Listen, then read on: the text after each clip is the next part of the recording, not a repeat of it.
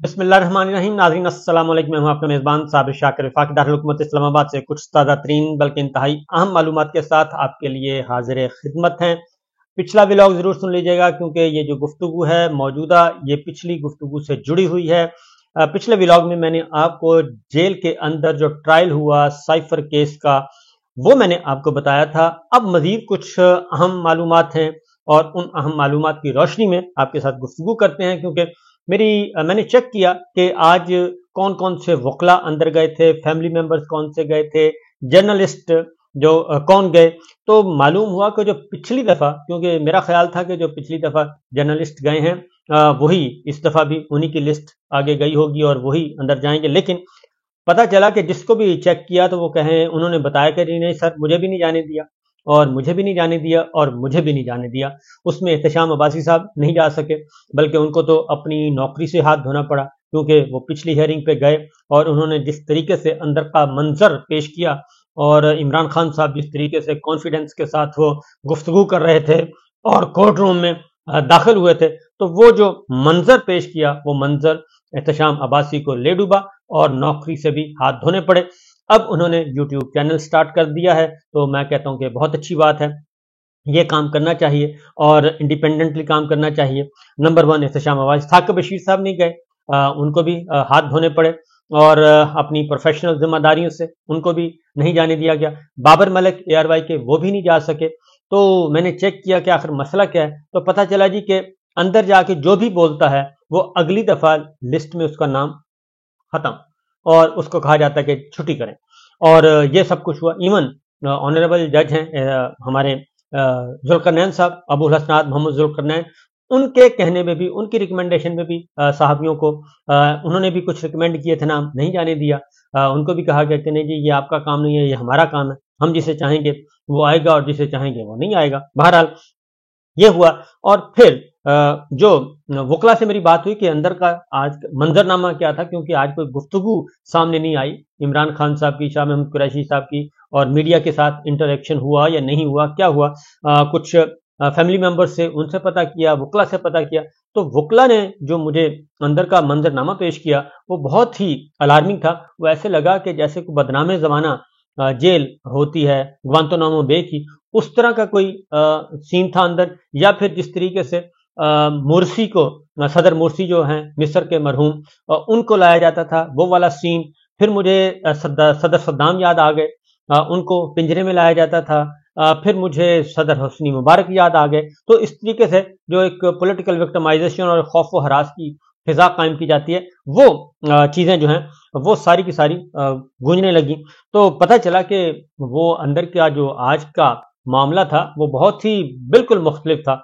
और उसमें उस जो कॉन्फ्रेंस रूम जहाँ पे अदालत लगाई गई है, अदालती कमरा जिसे कहते हैं, अदालती कमरे को, कॉन्फ्रेंस रूम नहीं, अदालती कमरे को उन्होंने पार्टीशन बहुत ज्यादा कर दी थी। यानी कि लकड़ियों की पार्टीशन, लकड़ियों के पल्ले लगा दिए, शीशा लगा दिया, बड़े बड़े खड़े कर दिए और स्टेप बाय स्टेप इस तरह कर दिए। और जर्नलिस्ट जो थे वो तो बिल्कुल आखिर में थे और उनको उनके भी लकड़ियों का भी पल्ला लगा हुआ था, पलड़ा लगा हुआ था और शीशे का भी लगा हुआ था। इसी तरीके से फिर उसके आगे एक और पार्टीशन, इसी तरीके से फिर उसके आगे एक और पार्टीशन, यानी कि पार्टीशन पार्टीशन और पार्टीशन कर दी गई। और फैमिलीज को ताले लगा के एक जगह पे बंद कर दिया गया। और उस पे इमरान खान साहब ने और शाह महमूद कुरैशी साहब ने जब एहतजाज किया तो उस एहतजाज के नतीजे में उनका ताला खोल के फिर उनको आगे शिफ्ट किया गया। और इसी तरीके से ये मैंने आपको बताया कि इस तरीके से पार्टीशन की गई थी कि आप एक दूसरे के साथ इंटरेक्ट ना कर सकें, इंटरेक्शन आपका ना हो सके, आप गुफ्तगू ना कर सकें। इवन आज की रिपोर्टिंग जो हुई उसमें मैंने पता किया तो वो उन्होंने जर्नलिस्ट जो थे उन्होंने कहा जी हमारा इन्हिसार भी वकला पे था और वकला के जरिए ही, वकला बल्कि ज्यादा सुन रहे थे, हम बहुत पीछे थे क्योंकि पीछे आवाज थी और वो आवाज बहुत कम आ रही थी। और ऐसे ही था, बस हम हैं भी और नहीं भी। फिर उसमें केबन्स बनाए गए थे। एक केबन में जर्नलिस्टों को बिठा दिया गया, एक केबन में आम शहरियों को बिठा दिया गया जो कि सादा कपड़ों में मलबूस थे, आम शहरी थे। वो बहुत ही खास लोग थे, उनको बिठाया गया। फिर एक केबन में फैमिली को बिठाया गया। इसी तरीके से अलबत्ता आगे जो थे वकला اور جج صاحب کے درمیان بھی کافی فاصلہ تھا، اور اس طریقے سے جج صاحب کے پیچھے بے شمار قسم کے پولیس وردی میں ملبوس سیکورٹی کے جوان کھڑے تھے، اور پھر جج صاحب کے لیے بھی یہ حیران کن تھا، اور ان کو پھر ہٹایا گیا۔ جج صاحب نے یہ ہٹایا کہ وکلا نے کہا کہ یہ کیا طریقہ ہے کہ آپ بھی اس وقت ہم آپ کو بھی زیر حراست ہی سمجھیں، تو اس لیے پھر ان کو ہٹایا اور ذرا تھوڑا سا ماحول کھولنے کی کوشش کی گئی۔ یہ سچویشن تو تھی اندر کی جی۔ اور اگلی جو بات ہے وہ یہ ہے کہ آواز ایک دوسرے پہ نہیں سن رہے تھے، وہ وکلا نے کیا آرگومنٹس کیے اور اس کے بعد جج صاحب نے کیا بولا، عمران خان صاحب اور شاہ محمود قریشی صاحب کے آپس میں مکالمہ کیا ہوا، وہ بہت کم آ رہا تھا۔ اس کے بعد پھر ایک اور کام ہوا، اور وہ یہ ہوا کہ جب سماعت ختم ہوئی تو عمران خان صاحب نے پوچھا جج صاحب سے اور وکلا سے کہ میڈیا آیا ہوا ہے، کیونکہ نظر نہیں آ رہا تھا میڈیا، تو انہوں نے کہا جی میڈیا آیا ہے، بلکہ وہ بہت پیچھے بیٹھا، تو انہوں نے ان سے گفتگو کرنا چاہی، تو جج صاحب نے پھر ان کو منع کر دیا، کہ انہوں نے سمجھایا ہوگا کہ بھئی پچھلی جو گفتگو آپ نے کی تھی وہ ایک جرنلسٹ کی نوکری چلی گئی، اور اس کے بعد ہو سکتا ہے جج صاحب کو بھی کوئی کہا ہو کہ جناب ہم نے آپ کے کہنے پہ لسٹ بنائی تھی، تو آپ کے بندے بھی ہمارے اگینسٹ چلے گئے، تو بہرحال ہو سکتا ہے اس بات کا امکان موجود ہے۔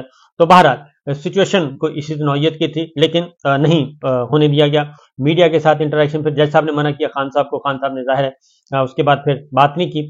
ایون جو ہے انٹرنیشنل جو میڈیا ہے وہ بالکل نہیں تھا، اور اس دفعہ جو پہلے جو گئے تھے، جو پہلی ہیئرنگ پہ گئے تھے وہ دوسری پہ نہیں گئے، جو دوسری پہ گئے تھے وہ تیسری پہ نہیں گئے، اب تیسری ہیئرنگ والے پتہ نہیں چوتھی ہیئرنگ پہ جاتے ہیں یا نہیں جاتے، اور پھر بہت زیادہ سختی کی جا رہی ہے۔ اس کے ساتھ ساتھ ایک اور بات بھی آپ کو بتا دوں، پھر عمران خان صاحب نے جج صاحب سے کہا، انہوں نے کہا جی کہ یہ کیسا اوپن ٹرائل ہے، یہ کس قسم کا اوپن ٹرائل ہے کہ جس میں ہم نہ بات کر سکتے ہیں، نہ میڈیا کے ساتھ، نہ میڈیا آپ کو سن سکتا ہے، نہ آپ میڈیا کو سن سکتے ہیں، نہ وکلا کو میڈیا سن سکتا ہے، یہ کیسی اوپن ٹرائل ہے؟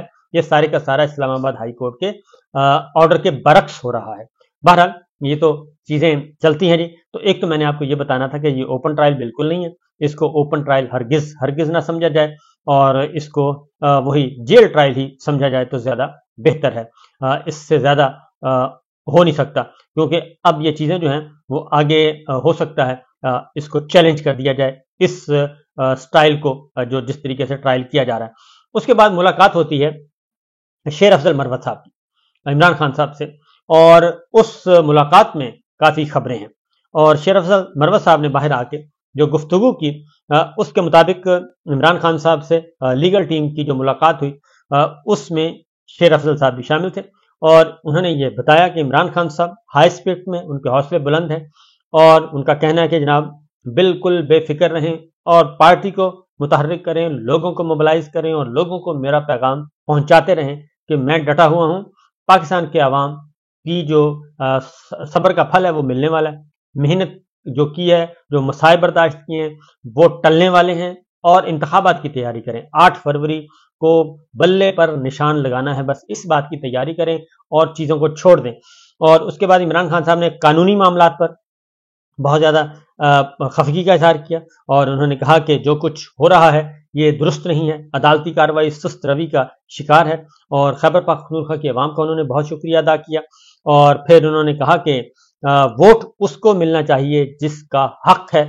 عمران خان صاحب نے یہ پاکستان کے عوام کو کہا ہے، اور حقیقی آزادی کی لڑائی انہوں نے کہا کہ اب پنجاب کی دھرتی پر لڑی جائے گی۔ عمران خان صاحب نے کہا کہ اب پنجاب میں نکلیں اور پنجاب کے لیے، پنجاب کے لوگوں کو میرا پیغام پہنچائیں، اور وہ خیبر پختونخوا کی طرح وہ بھی باہر نکلیں اور پابندیاں توڑیں، خوف ختم کریں، اور الیکشن مہم کا حصہ بن جائیں۔